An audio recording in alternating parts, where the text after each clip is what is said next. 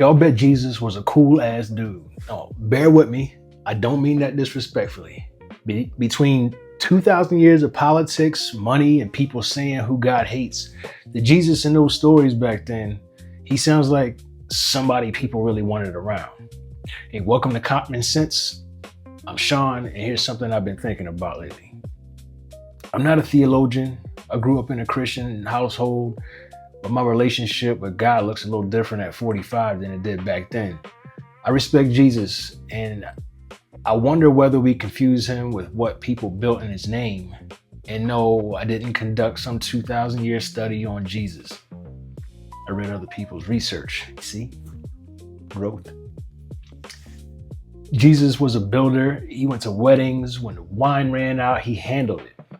He fed hungry people. He sat with tax collectors, sinners, outcasts, the whole gambit. I mean, the man could build the table, put some food on it, provide the wine, and even invite the person everybody who said they didn't belong. He invited that person too. Jesus had wine, fish, bread, 12 close friends, and that's basically a cookout. One friend was still a hater, so even Jesus could relate to today. He seemed less concerned with who was on the guest list than who had been left off of it.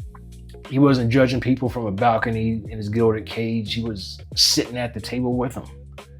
I'm not saying he approved of everything. Like Jesus, he challenged people.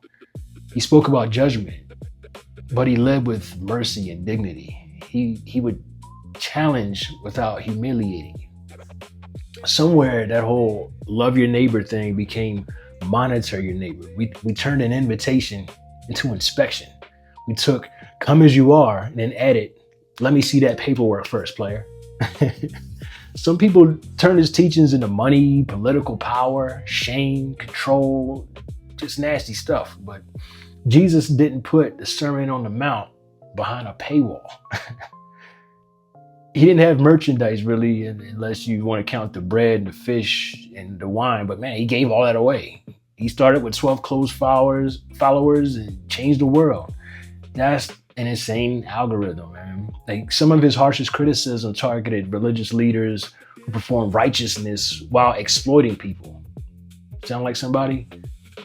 When the temple became a marketplace, he started flipping tables. I mean, Jesus was peaceful, but he wasn't passive, man. Flipping tables isn't conflict avoidance. If he entered certain churches today, would he sit down or would everybody need to bolt down the furniture? Would he start flipping tables?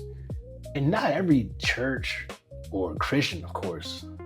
Countless believers genuinely serve people, like they take care of people. I'm talking about when faith becomes a tool for profit, fear, control. The stories of Jesus passed through oral tradition, languages, interpretation, institutions.